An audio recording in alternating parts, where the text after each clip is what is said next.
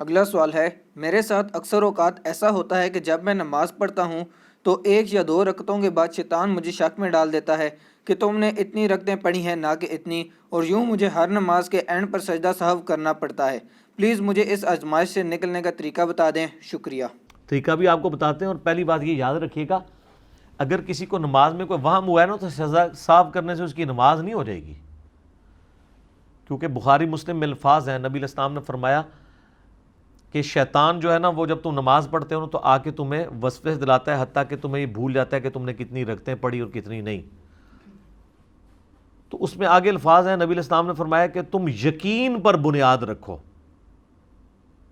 اور اینڈ پہ 2 سجدے کر لو۔ تو یقین پہ کیسے بنیاد ہوگی؟ اگر مجھے یہ شک پڑ جائے کہ میں نے 3 پڑھی ہیں یا 4، تو یقین کس کا ہے؟ 3 کا۔ 3 یا 4 میں جب شک پڑا تو یہ تو نہیں کہ میں نے 2 پڑھی ہوگی، 3 کا ہو گیا نا۔ تو آپ یہ سمجھیں میں نے 3 پڑھی ہیں۔ بخاری مسلم کے الفاظ ہیں، اگر تم نے نماز جتنی شیطان نے تمہیں یعنی جو وسوسہ دلایا ہے وہ وسوسہ ہی تھا، تو یہ تمہارے جو اینڈ پہ تم ایسا کرو کہ اینڈ پہ 2 سجدے کر لو سہو کے، وہ تمہاری پوری نماز کو جفت کر دیں گے۔ اگر تم نے 4 کی بجائے 5 پڑھ لیجیے، اور اگر آپ نے 4 پڑھے تھے تو یہ 2 سجدے شیطان کو ذلیل کر دیں گے۔ اس کے لیے سجدہ صاحب کے 5 طریقے احادیث کے اندر آئے ہیں۔ سب سے آسان طریقہ یہی ہے کہ سجدہ کرنے سے پہلے، جو بخاری مسلم میں آتا ہے، تشہد جب پورا مکمل ہو جائے آپ کا، سلام پھیرنے سے پہلے 2 سجدے کریں، پھر دوبارہ بیٹھیں اور تشہد پڑھے بغیر ہی دونوں طرف سلام کر دیں، یا آپ 2 طرف سلام پھیر چکے ہیں اس کے بعد 2 سجدے کریں پھر آپ بیٹھ جائیں، اس کے بعد سلام پھیرنے کی ضرورت نہیں۔ اور تیسرے طریقے میں دونوں طرف سلام بھی ہے، تشہد والا بھی ہے، میرے علیحدہ سے کلپ ہے، مسئلہ 92 ریکارڈڈ ہے۔ سب سے آسان طریقہ یہ ہے کہ آپ نے سلام پھیرنے سے پہلے 2 سجدے کرنے اور پھر بیٹھ کے ساتھ ہی دائیں بائیں سلام پھیر دینا ہے، تو آپ کی نماز ہو جائے گی۔ لیکن اگر آپ کو بالکل ہی کوئی پتہ نہیں ہے تو سر نماز ہی آپ نے دوبارہ پڑھنی ہوگی۔ آپ سے اگر میں پوچھوں یقین پہ بنیاد رکھیں، تو آپ کہیں مجھے تو یہ بھی نہیں پتا میں نے 1 بھی پڑھی ہے کہ نہیں، ایڈے ہی کو وہم پہ گیا ہے، پھر تو تھوڑا کوئی علاج نہیں ہے۔ اچھا لیکن ہمارے پاس اس کا بھی علاج ہے، لو جی پھر اے بھی علاج لے لو۔ میرے سے نا ایک دفعہ ایک بندے نے کہا جی میں رکھتے بھول جاتا ہوں، بڑی کوشش کی ہے، اور کہتا ہے ہر نماز میں بھولتا ہوں۔ میں نے کہا کوئی مسئلہ نہیں ہے، میرے پاس ٹوٹکا ہے۔ کہتا ہے کیا؟ میں نے کہا جب آپ نماز پڑھنے لگے نا، اپنے سامنے اپنا نا اسمارٹ فون کا نا ویڈیو کیمرہ آن کر لیا کریں۔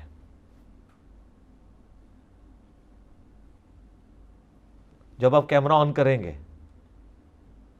تو جب آپ نماز پڑھ رہے ہیں تو آپ کی ویڈیو بن رہی ہے۔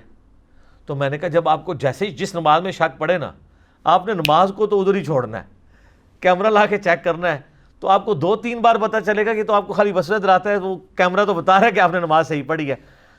وہ جناب نے کیمرہ لایا، انہوں نے نماز بھول گئی۔ جب کیمرہ چل رہا تھا نا تو اب اس کو کانفیڈنس تھا کہ میں صحیح پڑھ رہا ہوں، تو شیطان ہی نس گیا کیمرے دی وجہ نال۔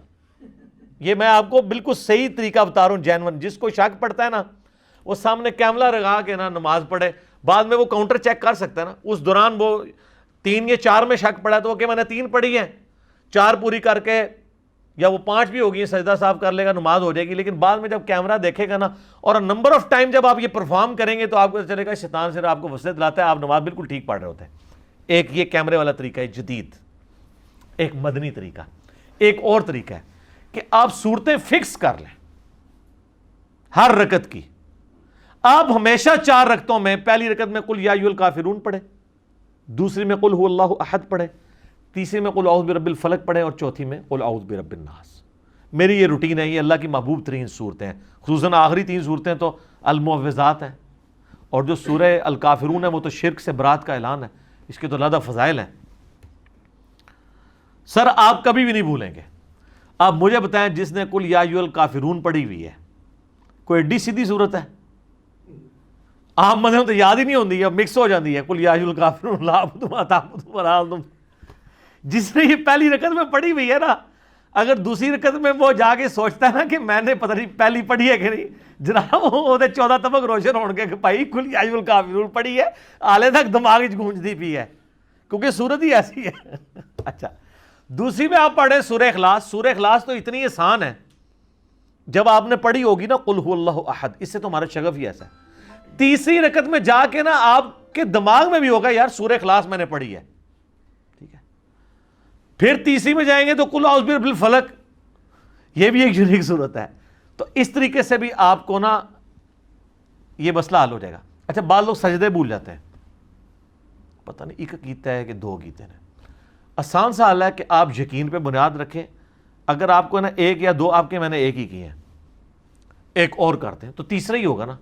اینڈ پہ سجدہ صاحب کر لیں. سجدہ صاحب بہرحال ہر کیس میں کرنا ہوگا کیونکہ وہ شیطان کو ذلیل کرنے کے لیے نا. بعض لوگ کہتے ہیں جی وہ ہر نماز میں ایسا ہوتا ہے. یہ جناب ان کے ساتھ ہوتا ہے جو دو سجدوں کے درمیان والی تسبیحات نہیں پڑھتے.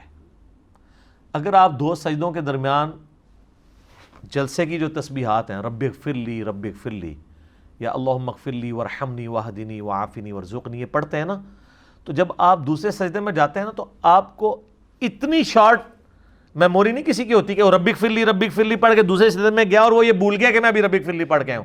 آپ کے کان گونج رہے ہوتے ہیں رب اغفر لی کے، تو وہ آپ کی حفاظت ہوتی ہے کہ یار میں نے اس کا مطلب پہلا سجدہ کیا ہے تبھی تو میں نے رب اغفر لی پڑھا ہے نا. یہ جلسے کی تسبیحات کی ایسی برکت ہے. میں نے کئی لوگوں کو بتایا جو تسبیحات نہیں پڑھتے تھے، جب انہوں نے تسبیحات شروع کی ہیں تو وہ ان کو سجدوں کا عوام آنا بند ہو گیا. ٹھیک ہے.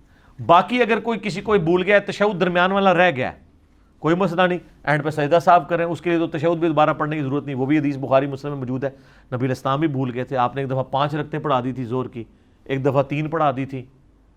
تو آپ علیہ السلام نے کہا میں بھی بھول جاتا ہوں جس طرح اور انسان بھولتے ہیں، جب میں بھول جاؤں تو تم مجھے یاد کروا دیا کرو.